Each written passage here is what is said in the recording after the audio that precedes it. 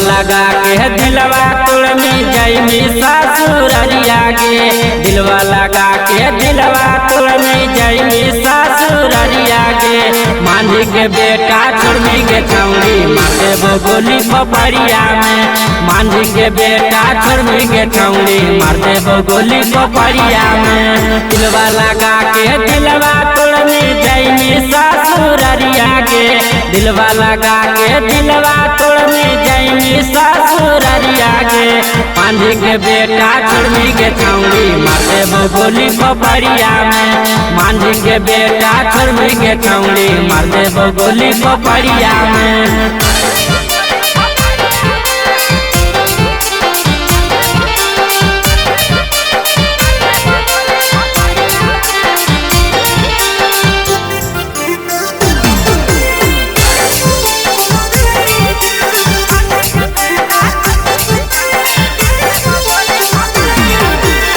सदिया ने कार छौड़ी बतिया ले माना गे। मांगिया जे भरत करने ले वो हम जाना गे। सदिया ने कार छौड़ी बतिया ले माना गे। मांगिया जे भरत करने ले वो हम जाना गे। जखने तो बैठा में छौड़ी गाड़िया सफरिया में। जखने तो बैठा में छौड़ी गाड़िया सफरिया में। मांझी के बेटा छोड़नी के छौड़ी मारते वो गोली पोपरिया में। मांझी के बेटा छोड़नी के छौड़ी मारते वो गोली पोपरिया में।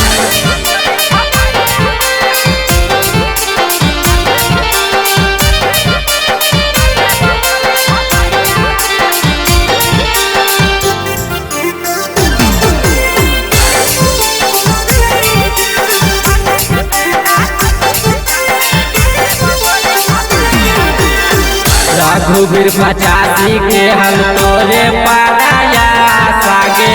राइट राहुल के तो तोरनी दिशा सागे। रघुवीर 85 के हम तोरे पाया सागे। राइट राहुल के तो तोरनी दिशा सागे। रावण खूबी पैनी छौड़ी ताहू शंभु बिहारिया में। कवन खुशी पैनी छौड़ी ताहू शंभु बिहारिया में। मांझी के बेटा छोड़नी के छौड़ी मारते वो गोली पोपरिया में। मांझी के बेटा छोड़नी के छौड़ी मारते वो गोली पोपरिया में। प्रेजेंटेड बाय कलश रिकॉर्डिंग स्टूडियो चिवाड़ा।